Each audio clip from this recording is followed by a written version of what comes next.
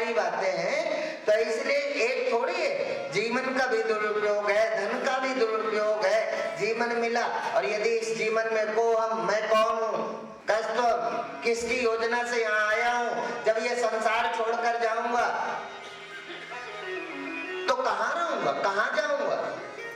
इसलिए तूने चुन चुन यहाँ पर बनाई कोठियां, कुछ वहां के लिए भी बनाता तो चल, कृष्ण गोविंद गोपाल गाता तो चल, स्मरण तो कर। यहाँ घर बनाना है तो पत्थर इटली में तय करोगे जाके, यहाँ घर बनाना है तो पत्थर कौन सा लगाना, इटालियन स्टोन, ठीक है ना। यहाँ घर में रहना है तो सारी व्यवस्था हम पूरे विश्व में चुन लेते हैं, कौन सा क्या सामान कहां से हमें लाना है, वुडन फर्नीचर कहां से लाना है,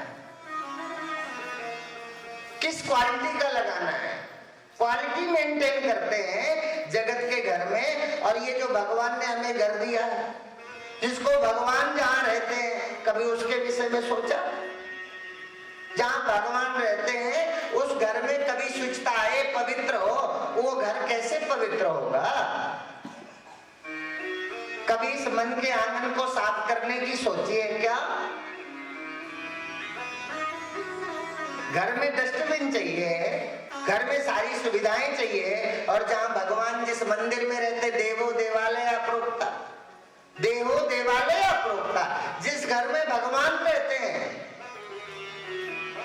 जिस घर में, यहाँ योगी योगेश्वर भगवान भी रहते हैं, यहाँ महादेव भगवान भी रहते हैं, पर भगवान से कहा, भगवान ने कहा देवो देवालय अप्रोक्ता। शास्त्र की भाषा में कहे, आचार्य के वचन अनुसार भगवान ने कहा, मैं तो इस देह रूपी देवालय में रहता हूँ, मनुष्य के हृदय में रहता हूँ, मैं देवालय में रहता हूँ। देवालय तो मनुष्य ने बनाया है, पर मैंने जो अपना देवालय स्वयं बनाया था, जहां मैं सबसे ज्यादा आराम से रहता हूँ, वो मेरा अपना मंदिर है। बोले कहाँ रहते हो? बोले इस मनुष्य के मन मंदिर में मैं रहता हूँ, इस मनुष्य के मन मंदिर में रहता हूँ। देवो देवालय अप्रोक्ता, इस मनुष्य रूपी मंदिर के हृदय स्थान पर मैं रहता हूँ। तो किसी भक्त ने कहा, भगवान जब तुम्हें ये जगह पसंद है तो अरबों रुपए के मंदिर बना करके फिर क्या फायदा? इतने महंगे महंगे कास्टली मंदिर जो भक्तों ने बनवाए हैं वो सब व्यर्थ है। भगवान ने कहा मंदिर बनाना व्यर्थ नहीं है, पर मंदिर कास्टली हो ये भी एक रोग है, ये मानसिक रोग है। मतलब हमारा मंदिर बने तो कितना, बोले 200 करोड़ का, फिर दूसरा पैदा हो जाएगा और वो कहेगा इसका 200 करोड़ का है, तो कम से कम हमारे भक्त हमारे मिलकर के पैसा दें और हम मंदिर अब बनाएंगे 500 करोड़। मतलब भक्तों ने पैसा दिया और हम देकर भी खुश होते हैं। कहाँ? जो लोग पत्थर लगाने में लगे। सत्संग करना है तो एक सत्संग हाल चाहिए, तो सिंपल टाइल भी लग सकती है ना। इटालियन पत्थर यदि नहीं लगाया, मान लो इस हाल में इटालियन स्टोन नहीं लगा है, तो क्या हम सत्संग नहीं सुन रहे? और अब इसमें 500 रुपए फुट का पत्थर लगेगा तब सत्संग समझ आएगा ना। 500 करोड़ का मंदिर होगा तभी भगवान रहेंगे ना वहां। भगवान साधना के लिए चाहिए, मतलब साधना के लिए भगवान 2-4 लाख के मंदिर में नहीं रह सकते, पर हम उनके चेले बन गए जिन्हें आज मंदिर भी 500 करोड़ का चाहिए। उनके चेले बन के उनके पीछे घूम रहे। 500 करोड़ का मंदिर बनाओ इसका विरोध नहीं है, पर 500 करोड़ का उपयोग क्या है? पर समझ नहीं आता। धीरे धीरे हम जो है संसार में आकंठ डूबा हुआ मनुष्य राम और लक्ष्मण की तरह अभिनय करता है मंच में, हम प्रसन्न हो जाते हैं, ठगे जाते हैं। हमारा पैसा, सोचो तुमने पैसा दिया, तुम्हारे पैसा से यदि कोई गरीब पढ़ लिख करके उन्नतशील बनता, तुम्हारे पैसा से रोडों में घूमने वाली गौ माता की सेवा हो जाती, तुम्हारे पैसा से किसी गरीब के लिए एक छप्पड़ बन जाता, तुम्हारे थोड़े से धन से किसी गरीब की कन्या का समय पर विवाह हो जाता, तुम्हारे पैसे से किसी को ठंडी में सिकुड़ते हुए आदमी को स्वेटर मिल जाता, वो ज्यादा अच्छा था कि तुम्हारे पैसे से पत्थर लग जाता, वो ज्यादा अच्छा था। पर हमें तो कुछ अच्छा करना भी नहीं आता।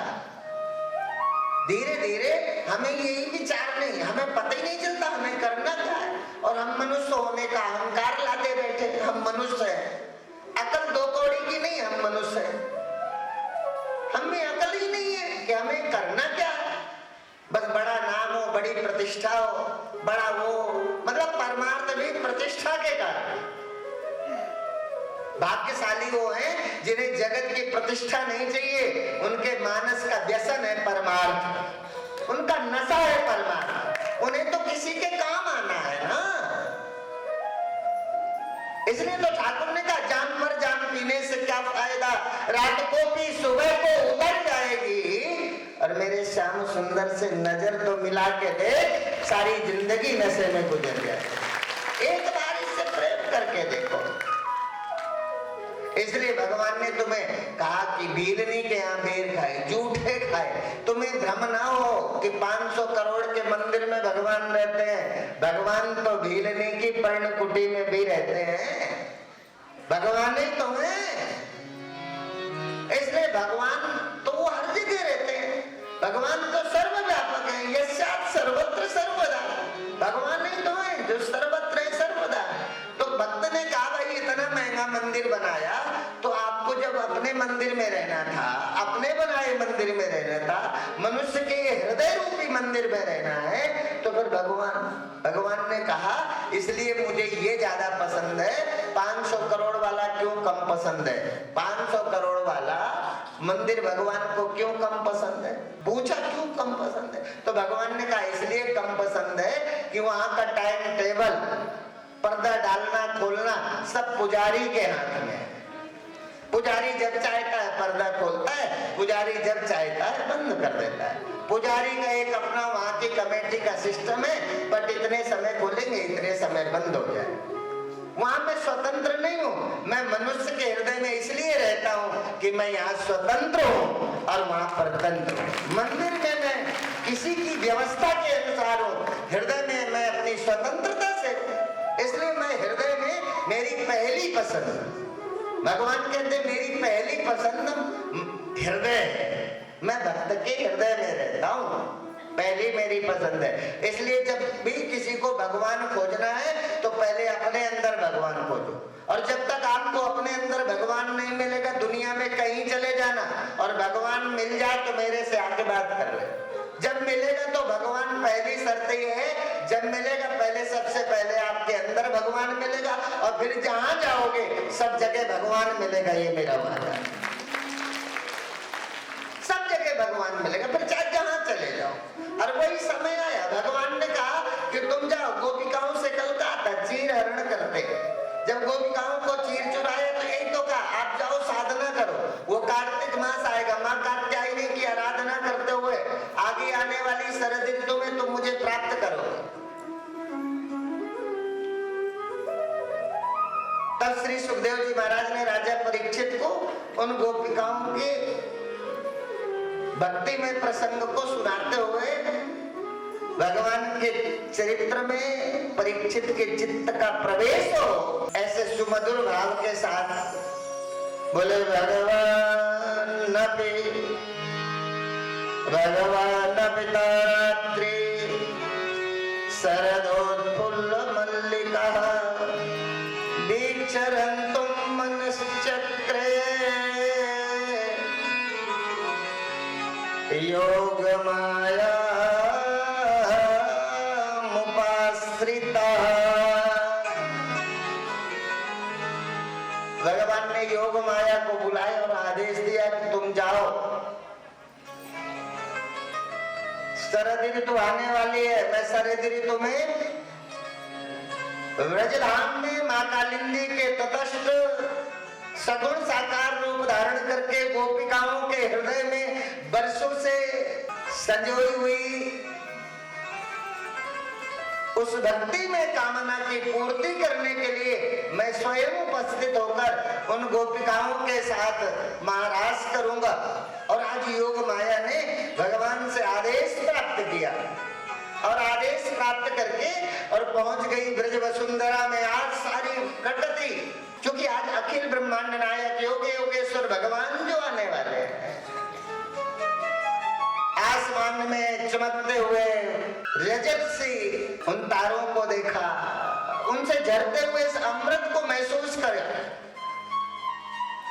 और इधर भगवान ने क्या किया, बोले बड़े ही सुंदर ढंग से कदम्ब के वृक्ष पर चढ़े और सुमधुर तान को छेड़ते हैं। बोले स्वागतम गो भागा। वेणुनाद छेड़ा तो सारी देवियां दौड़ती हुई उस सभा के प्रवाह के साथ वेणुनाद की को पकड़ते हुए श्रवणेंद्र से वहां आई जहां नंद नंदन कदम्ब पर बैठे हुए। नंद नंदन ने देखा इन सुनसान जगन वन में इन गोपिकाएं ऐसे विवल भाव के साथ आ रही थी, तो बड़े चातुर्यता के साथ भगवान ने उन गोपिकाओं को बुलाया। बोले स्वागतम ओ महाभागा प्रियं किं गर्वाणि व्रजस्य नामयं कश्चित् द्रुतागमन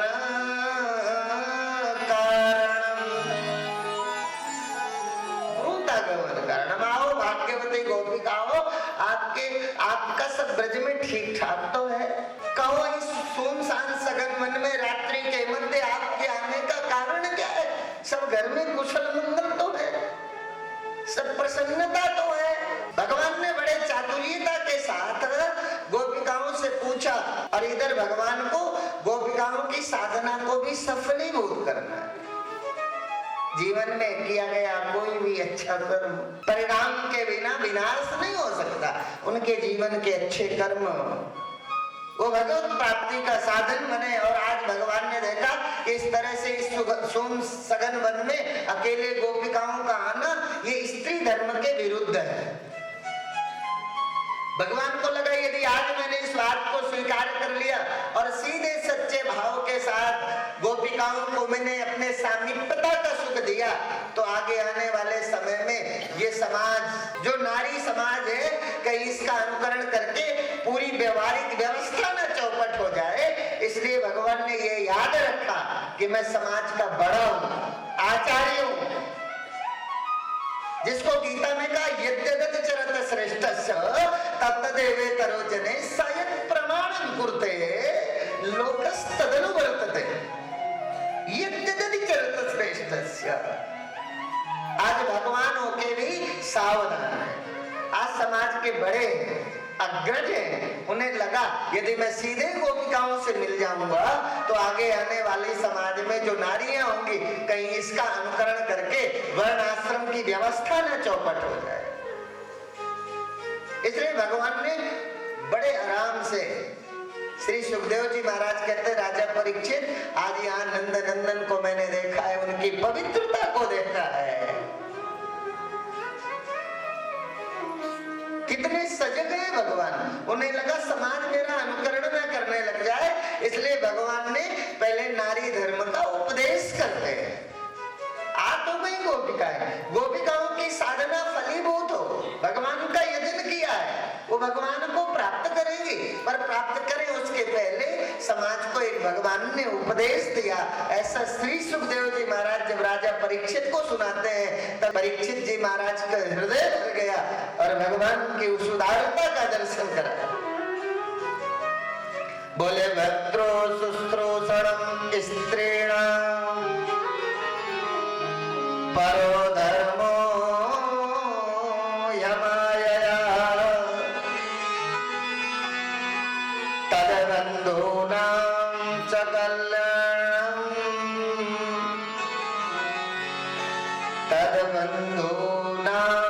कल्याणं प्रजानां चानुपोषणं। प्रजा का अनुपालन भी तो करना है, ये समाज भटक ना जाए। इसलिए आज नंदन ने कहा देवियों निश्चित रूप से तुम्हारी ये पवित्र भावना, पर आपको पता है आपके परिजन जब सुबह प्रभात होगी जगेंगे और आपको जब अपने घर में नहीं प्राप्त करेंगे, आपके पति परेशान होंगे, आपके सास ससुर दुखी होंगे, आपके बच्चे आपको नहीं पाएंगे, उनके हृदय में दुख होगा। इसलिए तुम अभी अपने घर जाओ और अपने अपने परिजनों की सेवा करते हुए, और वो निश्चित रूप से भगवान ने कहा ये पहले कर्म कर, अपने पति और परिजनों की सेवा करते हुए, अपने बच्चों का पालन पोषण करते हुए तुम मेरा स्मरण करना, और ये निश्चित है, मैं आपको वचन देता हूँ, वो समय आएगा, वो अवसर आएगा जब आप मेरा सानिध्य प्राप्त करेंगे और आप मेरी समीपता का सुख लेंगे। उस समीपता के सुख के अनुभव को प्राप्त करने के लिए ही तो अब गोपिकाएं जाती कैसे? गोपिकाओं का चित्त तो चितचोर कन्हैया ने चुरा रखा है। उनकी रूप माधुरी में आकृष्ट गोपियां कैसे वापस जाएं? चित्त तो कन्हैया के चितचोर के चरणों में समर्पित हो गया। अब इस भाव जगत के महाराज पर खड़ा होकर के सारी गोपिकाएं भगवान के समीपता का सुख लेने लगी। दो दो गोपी एक एक कृष्ण खड़े होकर के उस भाव जगत के महाराज का जब अवगाहन करने लगी देवियां, और करते हुए उनके हृदय में भगवान के समीपता का अहंकार का वह बीज प्रस्फुटित हुआ, और सोचने लगी हम धरते की वो भाग्यशाली स्त्री है कि आज हमारे साथ स्त्रीलोक की नाथ योग योगेश्वर भगवान कृष्ण आज मेरे साथ राज करते हैं।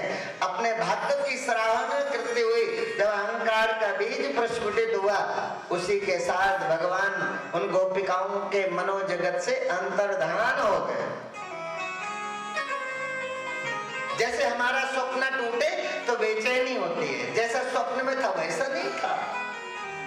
जब भगवान अंतर्धान हुए तो अकेली गोपिकाओं ने अपने को उस आरण्य में देखा, तो उनके हृदय में कृष्ण की विरह की वो वेदना जो प्रस्फुटित हुई, और भगवान से पूछने लगी। आज बावली सी गोपिकाएं इधर उधर घूमते पूछती हैं, पशु पक्षियों से पूछते हैं, तुमने हमारे नंदन नंदन को देखा है क्या? कोई गोपी कहती है तुम्हें पता है ना हमारा नंदन नंदन कैसा? बोले वो घुंघराले से बाल हैं, वो टेढ़ी सी चितवन है, देखने का वो तिरछापन, वो टेढ़ी सी टांग, वो थोड़ा थोड़ा सा सांवला है, वो हाथ में बांसुरी लिए हुए है। आगे बड़े उत्तर नहीं मिला, पशु पक्षियों से पूछने लगे, बंचरों से पूछने लगे, तुमने हमारे नंदन नंदन को देखा? अभी तो वो यही था, हमारे साथ क्रीड़ा कर रहा था, और अभी अभी कहीं चला गया।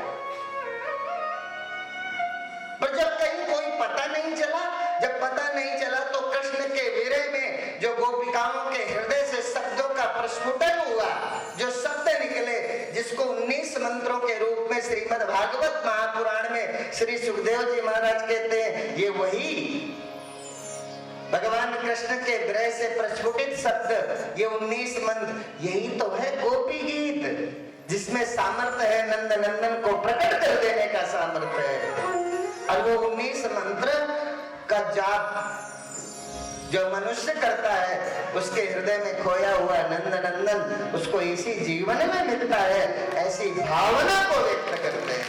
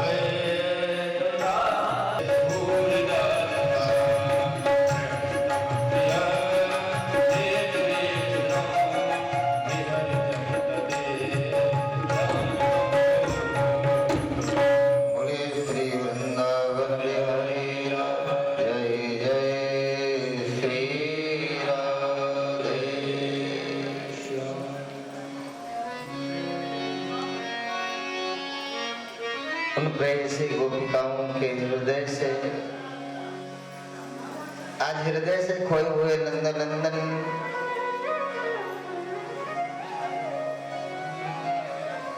विरह वेदना में अकंठ डूबी हुई गोपिकाओं ने जब अपने ठाकुर का चिंतन करना प्रारंभ कर दिया, उस चिंतन की पवित्रता के फलस्वरूप